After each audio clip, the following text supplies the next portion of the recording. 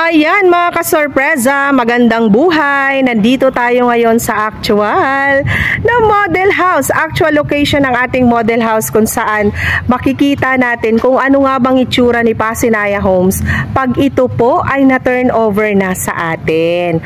So papasukin po natin ang actual turnover ng ating Pasinaya Homes. Chan, chan, charan.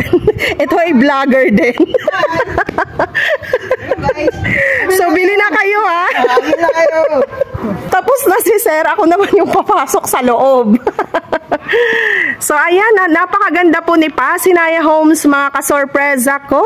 Dahil ito po ay zero down payment at zero equity. Kaya, ipapakita ko po sa inyo yung actual turnover natin. Kung ano nga ba ang itsura ni Pasinaya pag ito po ay naibigay na sa atin ang ating susi. Tsan-charan!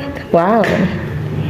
So kung mapapansin ninyo ka-sorpresa, naka-finishing po ang ating Pasinaya Homes. Buhos po ang second floor ni Pasinaya Homes at ito po ang ating CR. Meron po tayong shower, hindi pa naikabit.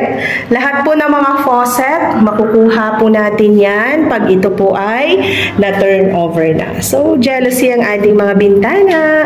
So ito po ka-sorpresa ang ating laundry area. Meron po tayong free drum para po sa ating rainwater. So, napakaganda po ni Pasinaya Homes. Imagine mo, minimum wage ang sahod mo, pero makaka-avail ka ng ganito kagandang bahay. O, diba?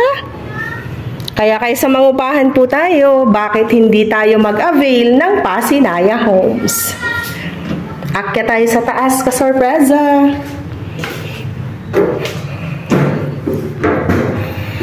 So, ito po ang ating ceiling, napakataas at meron na po tayong mga nakaabang para po sa ating mga at tingnan nyo, buhos po ang ating sahig sa second floor. At ayan ka-sorpresa, naka-jealousy po ang ating mga bintana. Kaya ano pang inaantay natin? Zero down payment at zero equity po yan. Tsan-charan! Grabe, napakaganda ng Pasinaya Homes.